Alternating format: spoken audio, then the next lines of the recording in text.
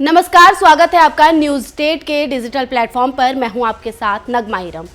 बाबा साहेब भीमराव अंबेडकर पर अमित शाह के बयान को लेकर विवाद जारी है।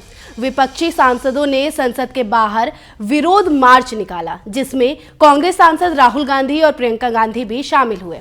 सियासी हंगामे के बीच गुरुवार को बीजेपी और कांग्रेस के सांसदों में धक्का मुक्की हो गई। धक्का मुक्की की इस खबर के बीच सबसे अधिक चर्चा प्रताप सारंगी के नाम की हो रही है। आइए जानते हैं प्रताप सारंगी की चर्चा क्यों हो रही है और कौन है वो। दरअसल बुधवार को बाबा साहब भीमराव अंबेडकर को लेकर संसद के अंदर और बाहर की स्थिति काफी गर्मा गई है। संसद के बाहर आज धक्का मुक्की तक की नौबत आ गई। इसमें बीजेपी के 2 सांसद घायल हो गए हैं। इस घटना में घायल हुए प्रताप सारंगी ने कांग्रेस नेता और लोकसभा में नेता प्रतिपक्ष राहुल गांधी पर आरोप लगाया है। वहीं दूसरे सांसद मुकेश राजपूत ने भी राहुल गांधी को ही इसका जिम्मेदार ठहराया है।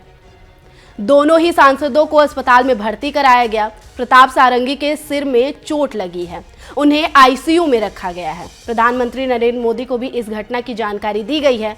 दोनों सांसद प्रताप सारंगी और मुकेश राजपूत आरएमएल अस्पताल में भर्ती हैं। दोनों फिलहाल अस्पताल के आईसीयू में हैं। डॉक्टरों की टीम उन्हें स्थिर करने के लिए उपचार कर रही है। आरएमएल के एमएस अजय शुक्ला ने बताया कि सीटी स्कैन और अन्य जांच चल रही है। सांसद प्रताप सारंगी को अस्पताल लाया गया। उनके सिर पर गहरा घाव था और अस्पताल पहुंचने तक उनका काफी खून बह चुका था। आइए अब जानते हैं कि कौन है प्रताप सारंगी। आरएसएस के प्रचारक रहे 69 साल के प्रताप सारंगी उड़ीसा की बालासोर लोकसभा सीट से दूसरी बार के सांसद हैं। सारंगी मोदी सरकार 2.0 में केंद्रीय मंत्री भी बनाए गए थे। हालांकि बतौर राज्य मंत्री उनका कार्यकाल 2021 तक ही रहा।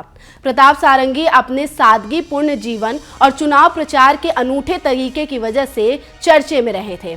पूर्व केंद्रीय मंत्री प्रताप सारंगी को उड़ीसा का मोदी भी कहा जाता है। प्रताप सारंगी पहली बार तब सुर्खियों में आए थे जब उन्होंने साइकिल से चुनाव प्रचार कर अपने अरबपति प्रतिद्वंदी को चुनावी लड़ाई में मात दी थी।